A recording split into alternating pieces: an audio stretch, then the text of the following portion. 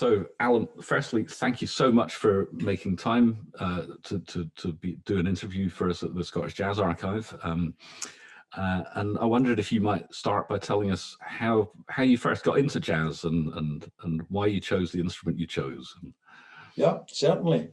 Can I say, first of all, thank you for the invitation to talk to you today. That's appreciated. It's unusual for a banjo player, and I've been a banjo player all my life, basically, but it's unusual for a banjo player to say when he actually started on the trumpet. I went for music lessons in Glasgow to a guy called Bill Patterson, and I'm talking about 17 years of age. We're really talking 1955. That was the beginning, and I struggled with the trumpet. It was like the Louis Armstrong thing, the satchel mouth, and I had the problem with my lips and teeth learning to play the trumpet. So I gave that up really as a bad job. But at the same time, the loft in our house in Newton Mearns really is the start of it, because in the loft there was a banjo. This was a Plectrum Windsor G banjo, which my father played many years before, and it had been lying in the loft redundant. And I decided I would get this out, put some strings on it, and see what happens. At the same time, I had some good friends, a clarinet player, a pianist, and other guys that got together, and we decided that we would learn together as we were going as what we called the Pioneer Jazz Band. Now, I mean, we really were pioneers because we were learning our trade, as it were, learning what it was all about. And the pianist, a chap called Len Edwards, was excellent because he had the musical skills that allowed me to understand much better the chord playing situation, learning the chords. It was important to get the chord shapes, get the inversions for the chords so that you could run the fingerboard. There's no point in just learning the few chords at the bottom of the fingerboard. It was important to learn further up how to use the full fretboard of the instrument.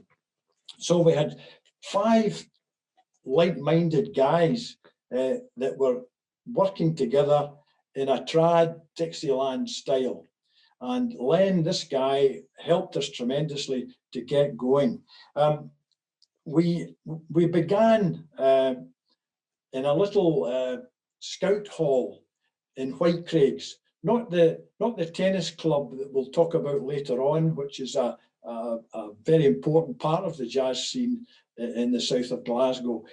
But we were in this little scout hall, and that got us started as a group of pioneers, and we really were pioneering. About maybe less than a year later, we're talking 56, 57 now, I joined a band which was called the Phoenix Jazz Band. And this was a very purist type band. Guys were really dedicated to the original New Orleans styles. There was a guy who's now in Canada, a guy called Jimmy Abercrombie, played in that group in the Phoenix Band, and he was a great traditional jazz man. Shortly after that, the guy that was in that original Phoenix Band, a guy called John Lance, who was a Glasgow policeman, he decided to start his own band and took some of the Phoenix Band and myself and Jimmy Abercrombie into what was called the Stateside Jazz Band. And the Stateside Jazz Band, again, was playing good traditional jazz. And of course, that fitted in to my style and what I was doing with the banjo. We had venues. I made a note, a couple of them. The Paisley Jazz Club was one. We had West Nile Street in Glasgow, and we had what I call hot, smoky basements. These were joints in Glasgow or clubs in Glasgow, which were really basement parts of large houses in places like Royal Crescent and other large building areas in Glasgow. A name that comes to mind is the Tomb, and this was as I say, a hot, smoky atmosphere. You were down below. Again, it suited the stateside jazz band and the purist style. But the demand for jazz at that time, and trad jazz in particular, was growing. I'm talking now 58, 59. The demand was growing very quickly. I mean, we knew bands from Ayr, Dundee, and of course Edinburgh, Aberdeen, Glasgow, etc. And they had good scenes growing very, very quickly. Getting the crowds in and enjoying it, and we would get repeat crowds of the same club, and that was good. So I'm now coming up to 20 years of age by this time. I'm talking now 1958.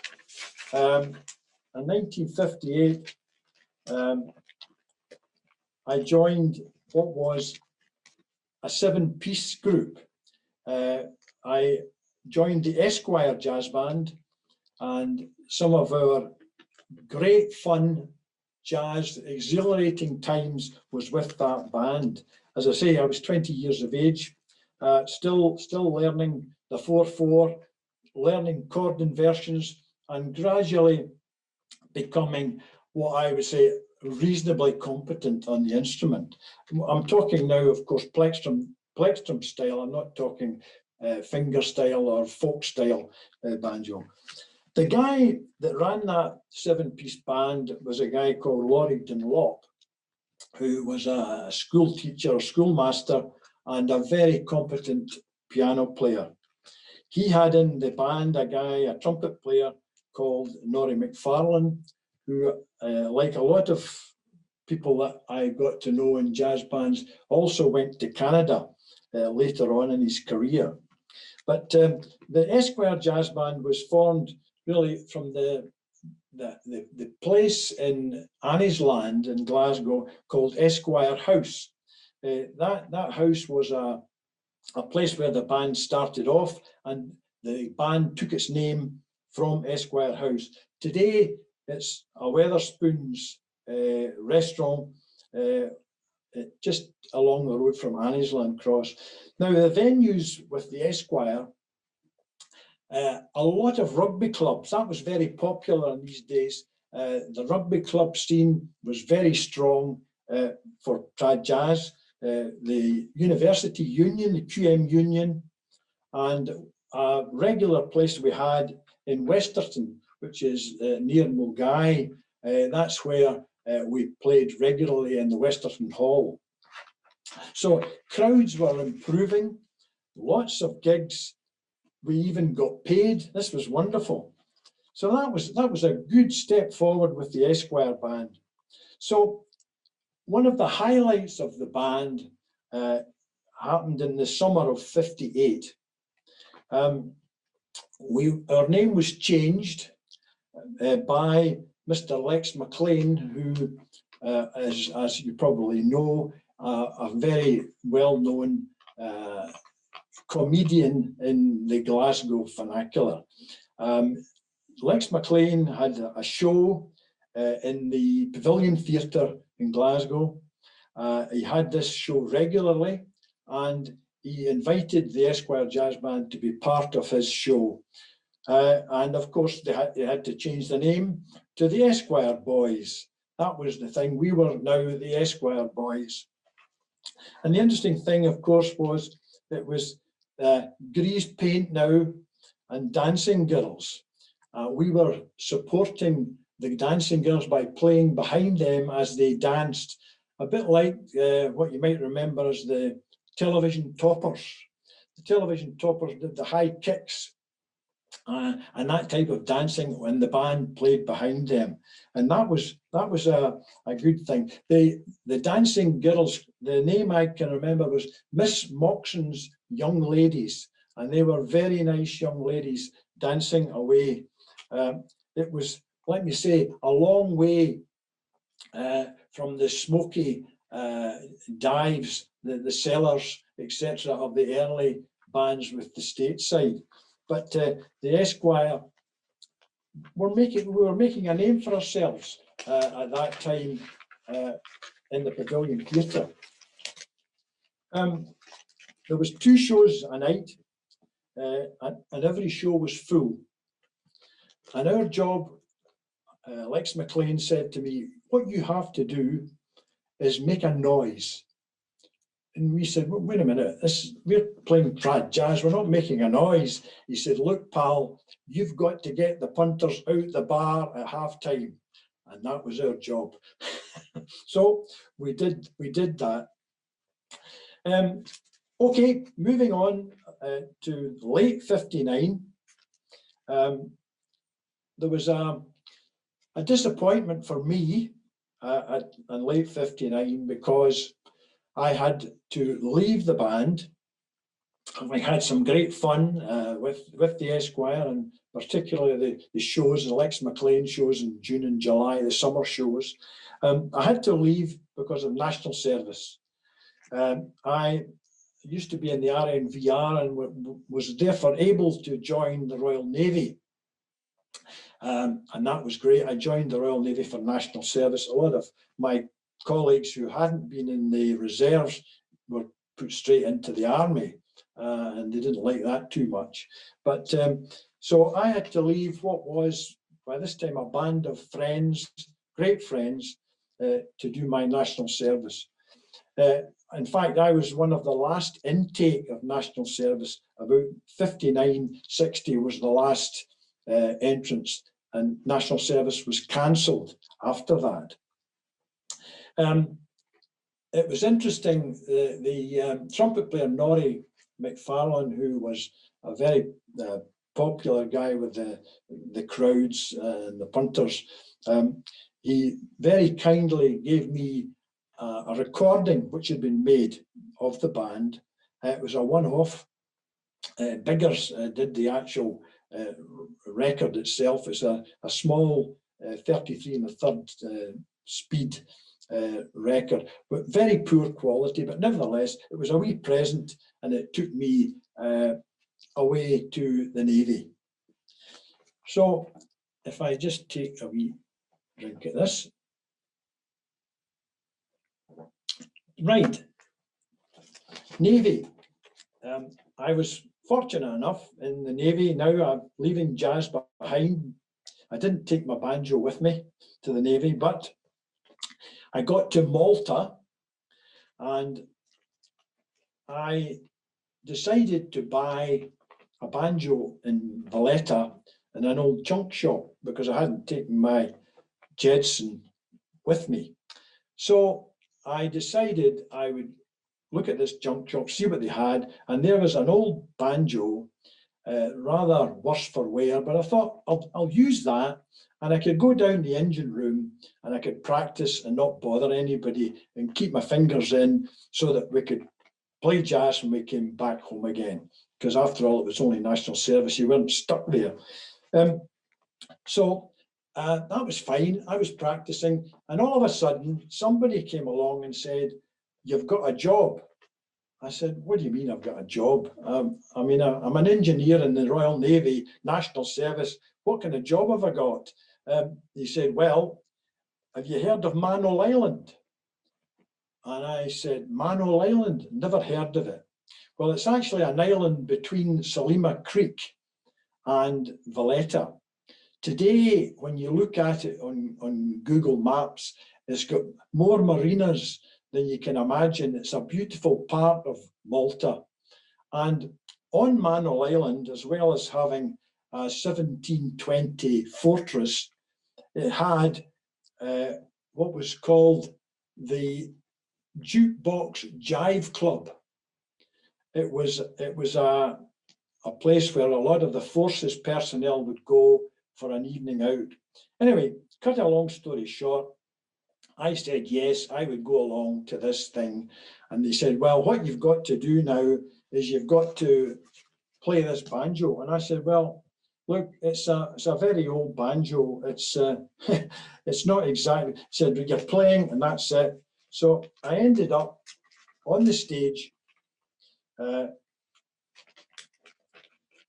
and I played. I can remember the tune was a very favourite banjo solo was The World is Waiting for the Sunrise. And this banjo, which was really quite pathetic, it's what I would call today a cloth banjo. It didn't ring, it didn't have a resonator to project the sound. And of course, as all my banjo player friends would tell you, your banjo has to ring or you've had it. It's no use. So that was fine.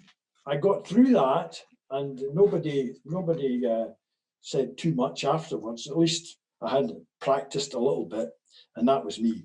So in 61, now we're on to 1961 and I'm returning from the RN.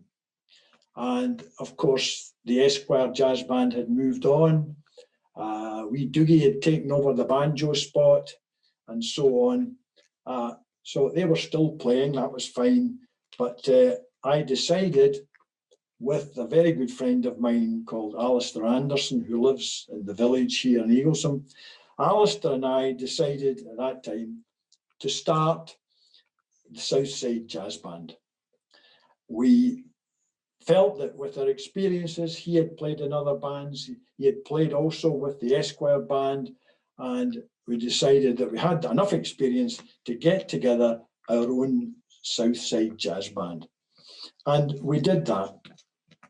We had guys like Ken Matheson, a drummer, who worked with our guys, one guy in particular, Dick Stroke, who was a very accomplished clarinet player.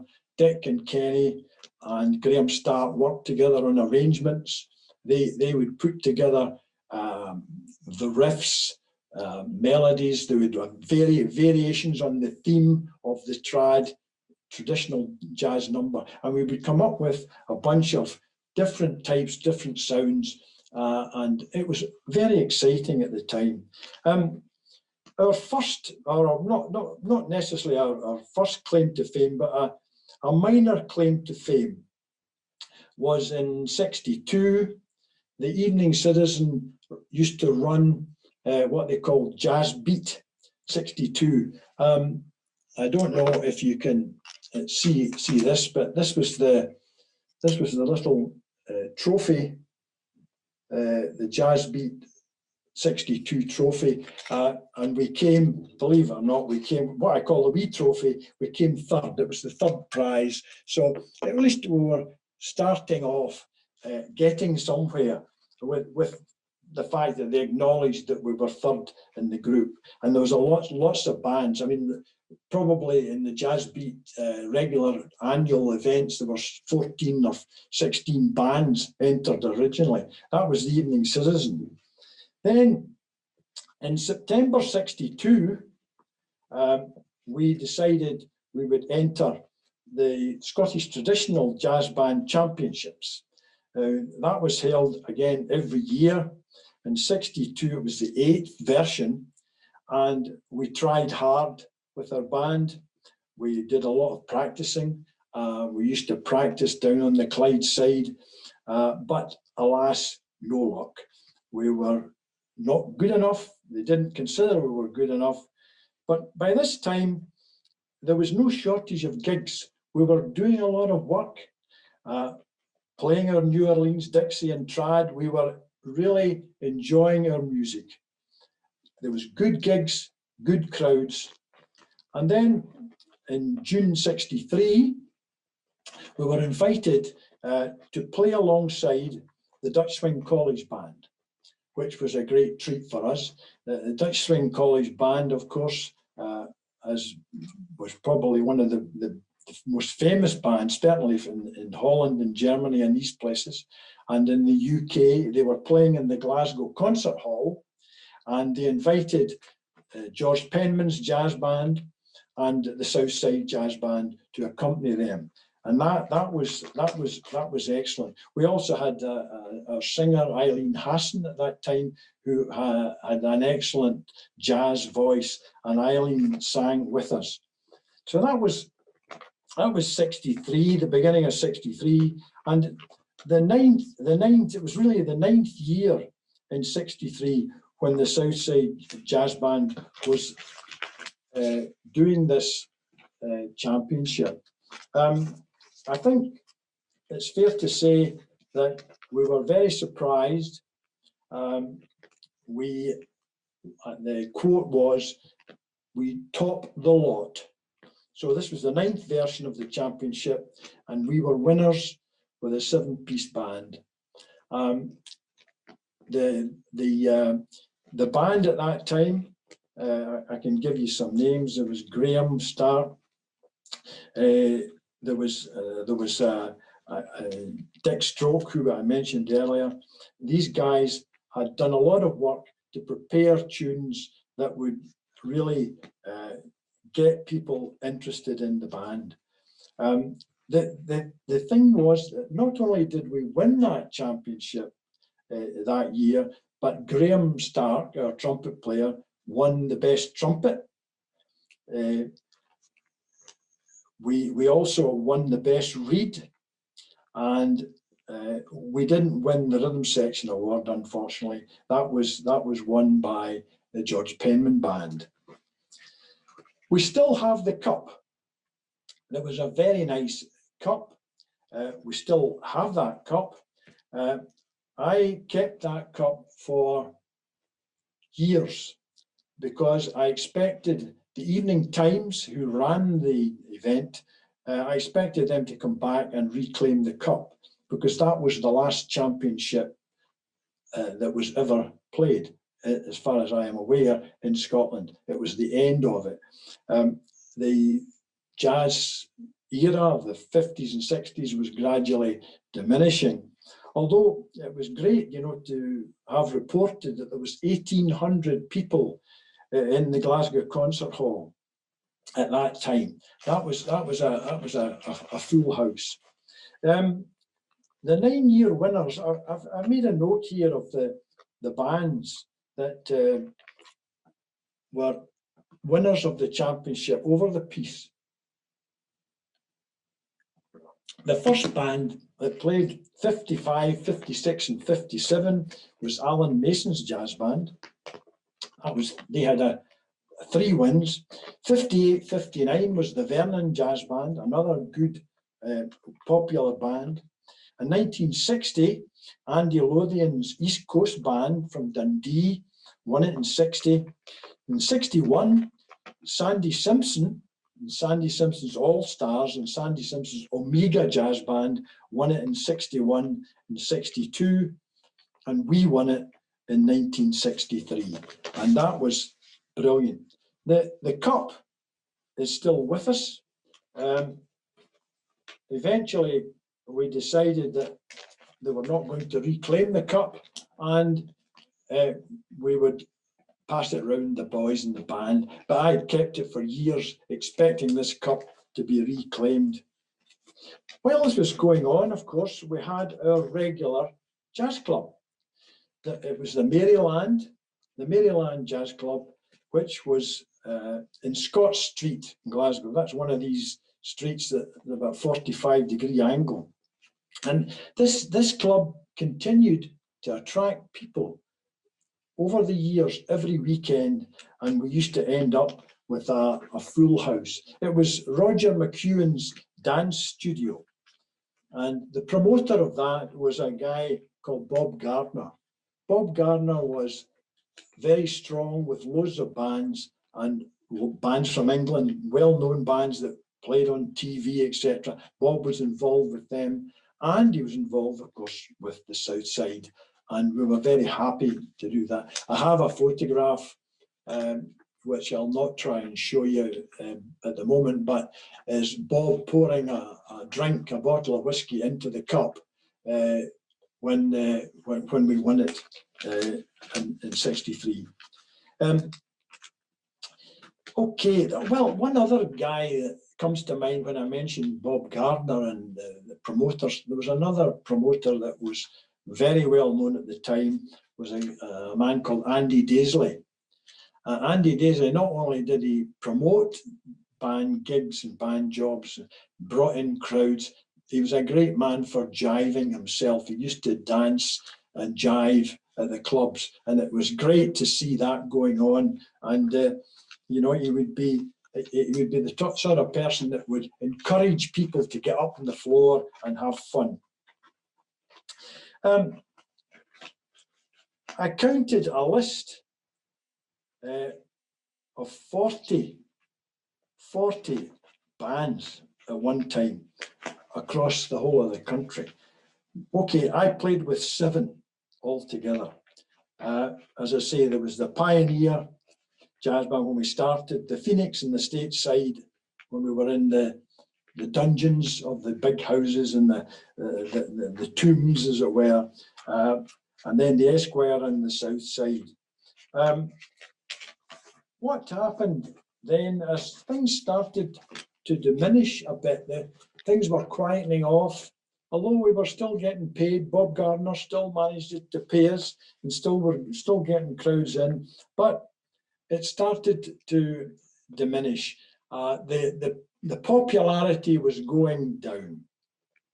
In the early 70s now, I've jumped now to the 70s, I had to move south with my job as an engineer. I was an engineering manager with a company in East Kilbride, making pumps, and we were trying to amalgamate with another company in London. So my career had a change here. I had to move. I had to go down to London. I moved the family, and that was great. I could see different jazz bands down there. I even sat in with a couple of guys who were trad men in the London area. That was wonderful. But I had to work down in the Croydon area, and of course that was us finished with the South Side. That was it. It gradually quietened off. I had to move, and that was it.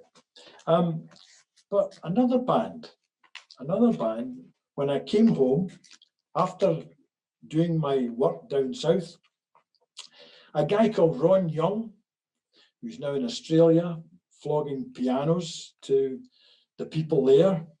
I don't know how he manages that. Anyway, Ron is a bit of a trumpet man, and he decided that he was going to start what they called the Strathclyde Stompers. Not to be confused with the other Stompers, but the Strathclyde Stompers. And in this group, we had some guys that had been with other bands, obviously, and one of the guys was Bill Murdoch, Bill was an actor, he was a piano player, he was a drummer with us, and his main claim to fame wasn't his drumming. His main claim to fame was his acting. He was in Gangs of New York as a worthy. He was in the Braveheart film as a farmer in one of the crofts. So he was a guy of all things, but he enjoyed his drumming, and he used to give everybody a laugh with his drumming, because he would say to me, "Alan, you sit here. I want you to sit here, face me."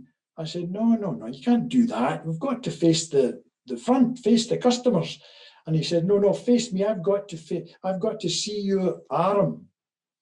And I realized later it was because Bill had a problem with his hearing, and he was the guy in the drums. He had to keep the beat. He had to keep the 4/4, and he wanted to see my arm moving to help him keep the beat, which was very unusual. But good old Bill managed to do it. So we played a lot of jobs, even although jazz was diminishing. The Strathclyde Stompers played rugby clubs. We played private parties. There was some wonderful big houses in places like White Craigs, farms towards the south, towards Kilmarnock, and we used to play private parties.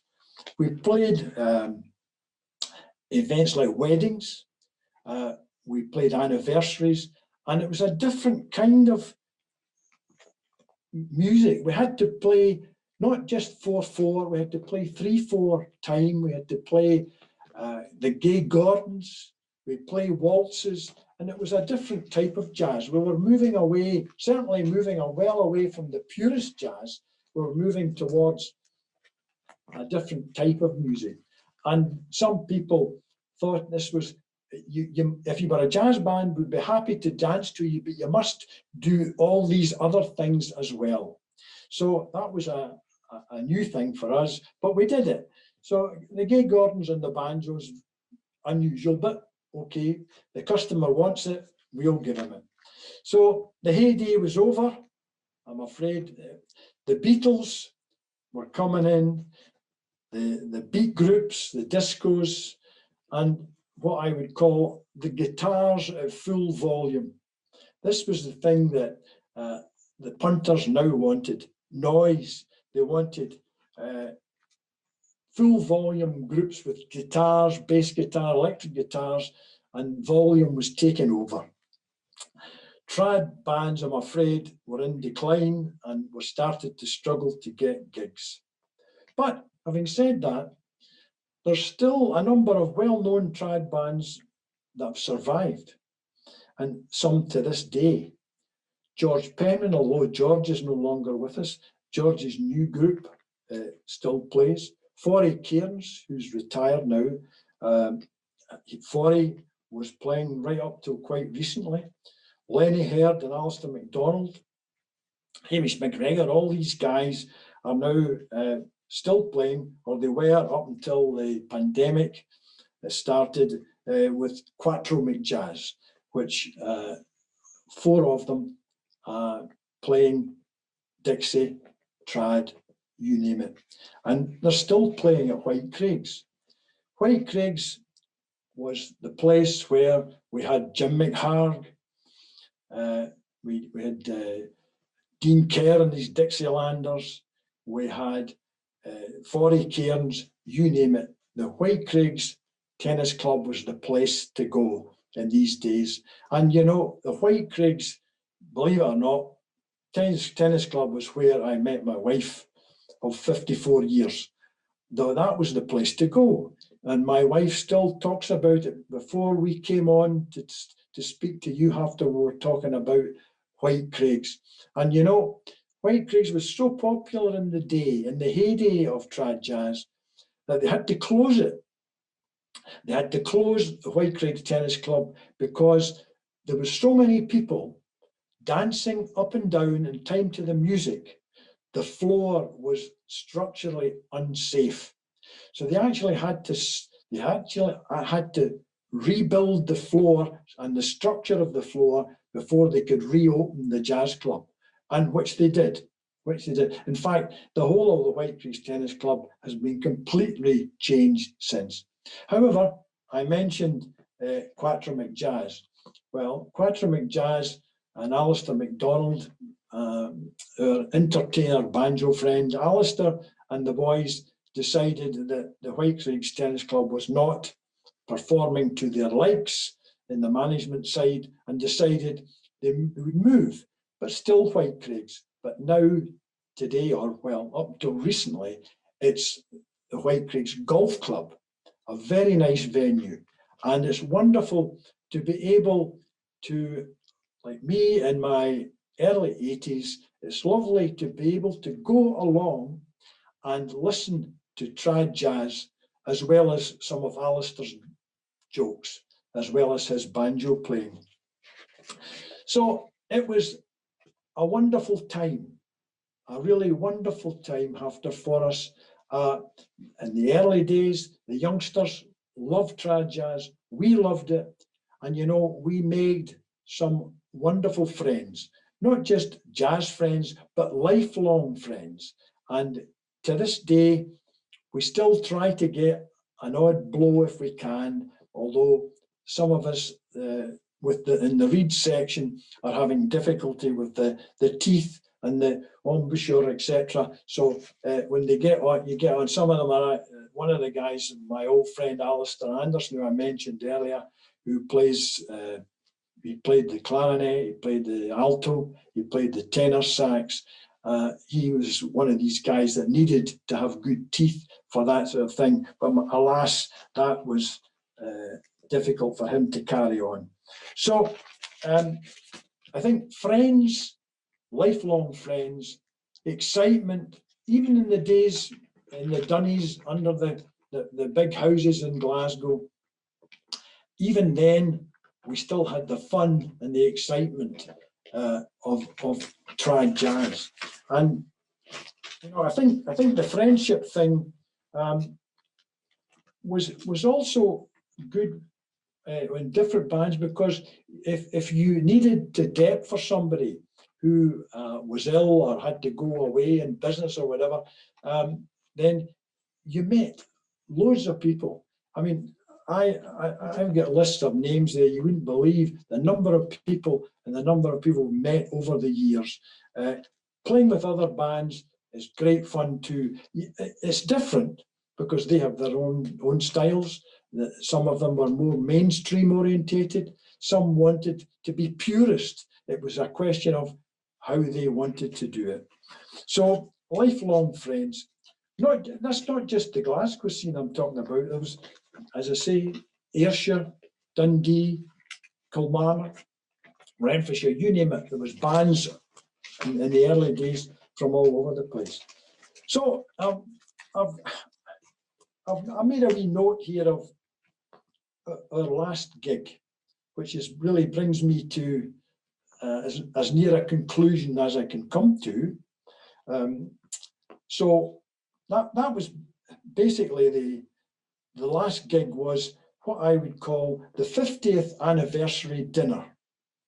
It was the cup-winning band, the 1963 Southside Jazz Band cup-winning band, 7 guys. Alas, not all of them are with us to this day, but that was the 50th anniversary.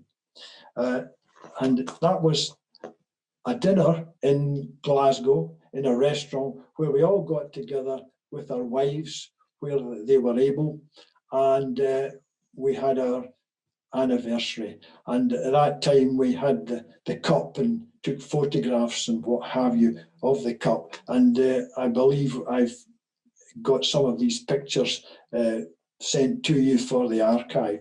And the cup, as I say, and if Kenny's listening, I hope he's still polishing it. But there we go. That's the Southside Jazz Band story. And then, of course, we still have these friends. And that's the great thing of trad jazz.